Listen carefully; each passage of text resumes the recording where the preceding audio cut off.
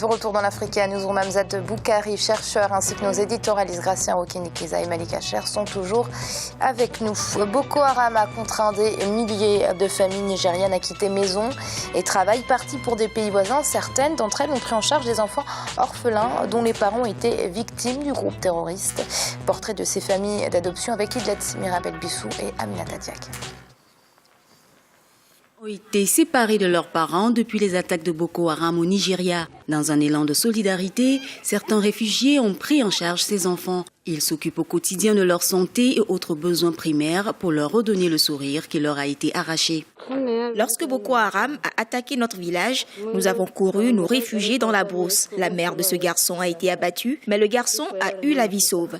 Mohamedou fait partie des 120 enfants réfugiés nigérians dans ce camp dont les parents ont été tués ou portés disparus. Ils sont nombreux comme Awa Nassarou à avoir quitté le Nigeria pour des pays voisins comme le Tchad. Nassarou a quitté son domicile avec sa fille et son mari après que leur village, situé dans le nord-est du Nigeria, ait été attaqué par Boko Haram. Désormais, elle vit dans le camp de Bagasola à l'ouest du Tchad. Je prendrai soin de Mohamed comme de mon propre enfant. Si je pouvais recevoir un soutien, j'en serais reconnaissante. Je ferai de mon mieux et s'il arrivait que l'on retrouve son père, je lui retournerai son fils.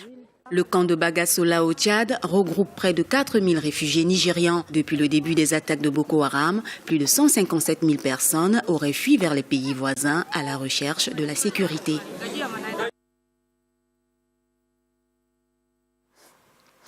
Alors avant de parler, Gracien, peut-être de ces familles d'adoption, peut-être l'actualité dramatique liée à Boko Haram, c'est l'enlèvement de près de 500 femmes et enfants à Damasak, un village reconquis d'ailleurs il y a quelques jours par l'armée nigériane.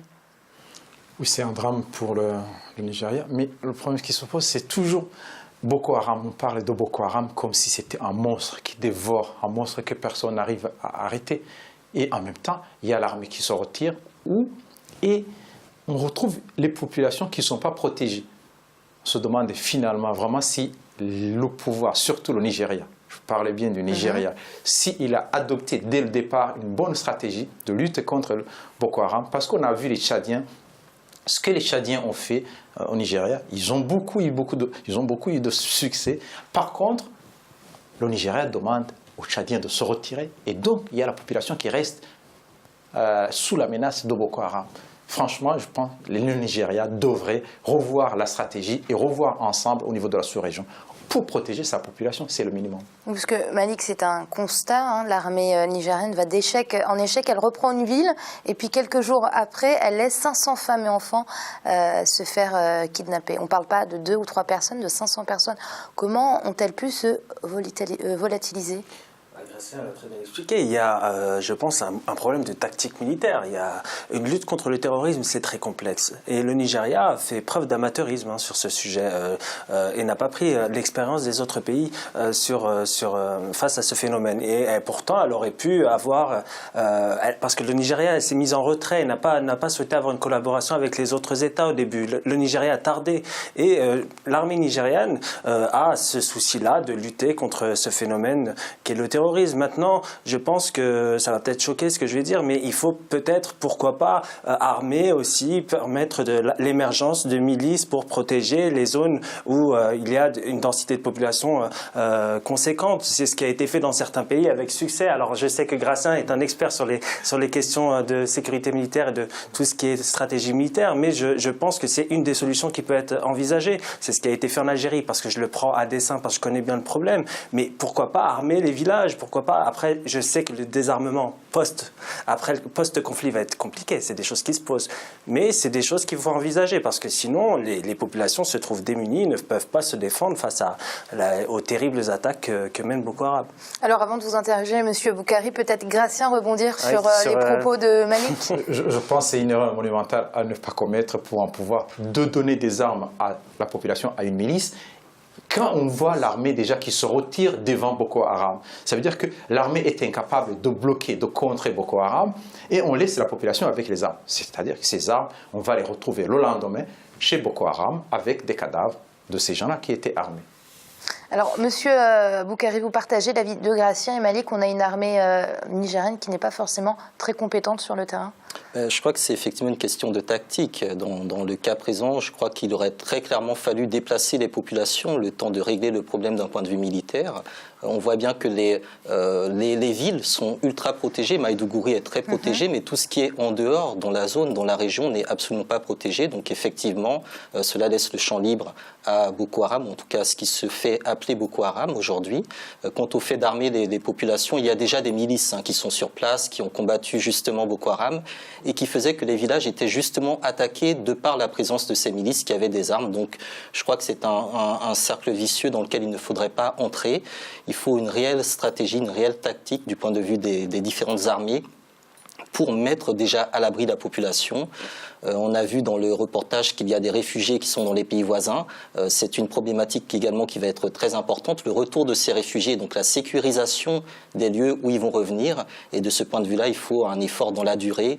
Et l'armée nigériane est sans doute un peu trop pressée d'en finir, tant et si bien qu'elle bâcle le travail.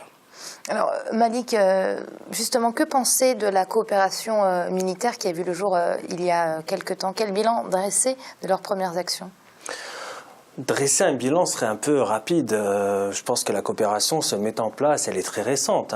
L'arrivée du Tchad aussi dans la lutte contre Boko Haram est très récente.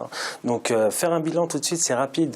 Je pense qu'il faut attendre quelques mois avant de voir si cette coopération entre les États porte ses fruits. On a vu quand même l'entrée du Tchad a permis de un peu serrer l'étau autour de Boko Haram et de le prendre sur plusieurs fronts, ce qui manquait. Parce qu'on avait le Nigeria qui est activé sur son territoire et après, on ne savait pas qu'est-ce qui pouvait être fait dans les régions transfrontalières. Pardon, excusez-moi.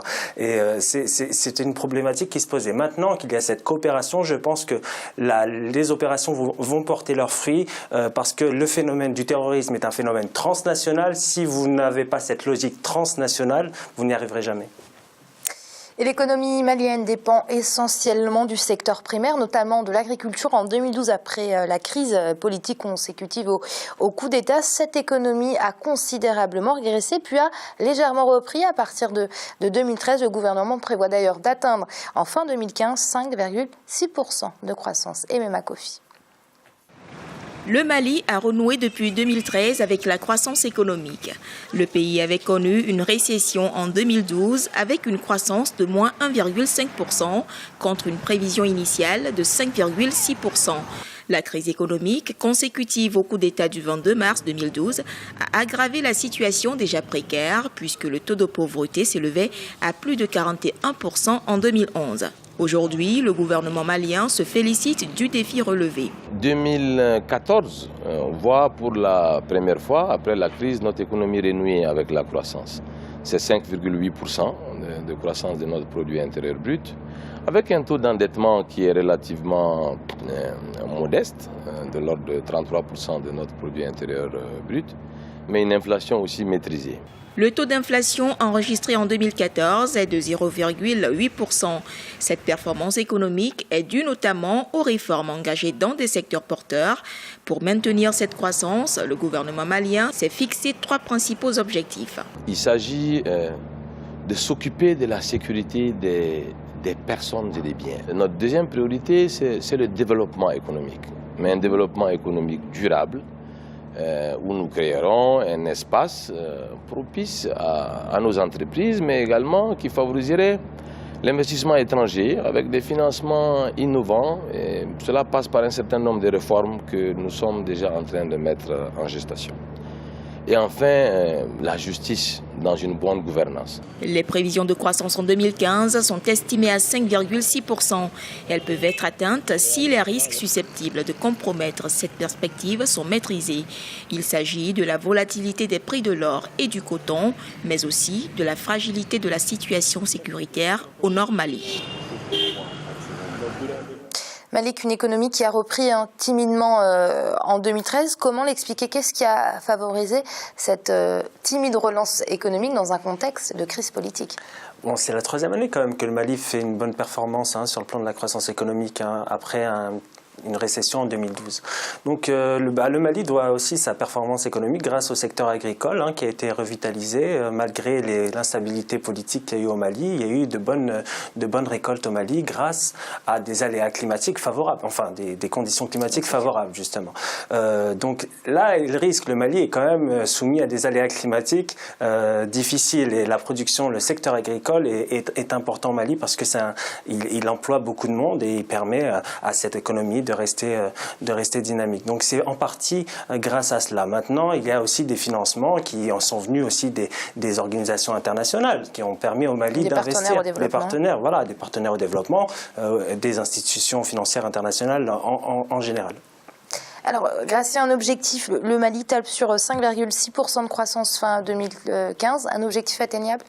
Oui, c'est un objectif atteignable. En fait, tout dépend, cette croissance-là est dans la progression après une guerre. Après, il y a beaucoup de gens qui reprennent le travail, des gens qui étaient dans les inquiétudes pour savoir si dans le nord, pouvait y avoir une guerre qui pouvait, en certain moment, on a vu que les islamistes voulaient descendre jusqu'à Bamako. Donc, il y a maintenant la confiance. Quand il y a la confiance et les gens aussi commencent à travailler, c'est normal. Malik a parlé aussi des aides, il y a des aides, il y a de l'argent qui arrive et c'est dans la continuité. Donc il va y avoir, que ce soit au niveau de l'agriculture, des services aussi. Il y a beaucoup de services qui vont se mettre en route parce qu'il a manqué et aussi réorganiser la ville de Bamako et aussi l'économie. Monsieur Boukari, justement, on peut peut-être saluer la façon dont le Mali a géré ces financements qui venaient de la part des partenaires au développement. Oui, je crois que comme l'ont expliqué Malik et Gratien, effectivement, le Mali est en train de se remettre sur ses deux pieds. Je crois que le pays aussi bénéficie d'un environnement régional. Il ne faut pas oublier que ce pays est enclavé et que l'économie ivoirienne a repris. Le Ghana également est en train de progresser. Donc il y a tous ces éléments-là aussi qui dopent d'une certaine manière la croissance malienne. D'autre part, maintenant, la question sera celle de la redistribution de cette croissance au niveau de la population, donc une capacité à créer de l'emploi, une capacité à relancer justement l'initiative, à sécuriser le secteur économique, les investissements, à ramener également de la stabilité, de la confiance. On a vu récemment que Bamako pouvait être ciblé encore par des actes terroristes, donc c'est tous ces éléments-là qui restent encore à régler, et puis bien évidemment la question du Nord, qui reste en suspens. Tant que cette question-là ne sera pas réglée, je crois que le Mali avancera d'un point de vue économique sur une croissance fragile et que le Mali a besoin de retrouver son Nord et d'investir surtout dans le Nord pour repartir réellement de l'avant et tourner la page avec les événements de 2012. On va passer aux chiffres du jour. 280 millions de dollars. Le financement des PME par Ecobank a progressé d'environ 280 millions de dollars entre 2013 et 2014. Malik. Oui, c'est un chiffre conséquent, mais on sait que Ecobank est présent dans plus d'une trentaine de pays. C'est une entreprise active qui permet aux PME d'avoir des financements et de progresser sur leur marché. Ce qui fait défaut en Afrique, vous savez, il y a toujours cette problématique des financements des PME. Et Ecobank s'évertue à mettre à disposition des petites et moyennes entreprises de financement conséquents pour leur permettre de développer leurs activités. Donc oui, elle a été d'ailleurs primée, cette entreprise. Donc il faut saluer le rôle qu'a Ecobank en Afrique. Oui, Monsieur Boukari, on lit souvent autour de ce plateau les PME, véritables facteurs de développement économique pour le continent. On attend que les autres banques prennent exemple justement sur Ecobank qui investit dans ces PME. Oui, effectivement, Ecobank en fait a une politique offensive. Ils vont à la rencontre justement de ces marchés, de ces petites et moyennes entreprises. Et effectivement, il faudrait que d'autres banques locales ou régionales également s'adaptent sur cette politique d'investissement, de développement et d'acquisition de nouveaux marchés sur le continent africain aujourd'hui. Gratien, qu'est-ce que vous a inspiré ce chiffre ? C'est un chiffre qui est très intéressant par rapport à ce qui se passe en Afrique. Ça montre aussi que Ecobank maîtrise bien, connaît la situation dans ces pays. On ne voit pas, ce n'est pas comme les autres banques qui se mettent là, qui attendent que les gens viennent chercher de l'argent, les gens qui sont bien, disons, qui ont des projets bancables tels qu'on le dit, mais on voit aussi une banque qui va à l'approche des PME pour voir les besoins et aussi pour les accompagner parce qu'on peut financer sans accompagner. C'est une très bonne chose, c'est une très bonne progression qui fait que l'Afrique a besoin de ces PME et on a une banque qui pourra aussi accompagner la croissance de l'Afrique. Merci Gratien d'avoir été avec nous ce soir. Merci Amira, bonsoir à tous. Merci à vous également Malik. Merci Amira, bonsoir à tout le monde. Et merci à vous, Monsieur Boukari. Je rappelle que vous êtes chercheur. Merci Amira, bonsoir à tous. Et c'est donc la fin de l'Africa Newsroom, mais ce n'est pas fini, puisqu'on se retrouve demain avec un dossier du jour consacré aux mécanismes d'appui aux acteurs du secteur informel. À très vite.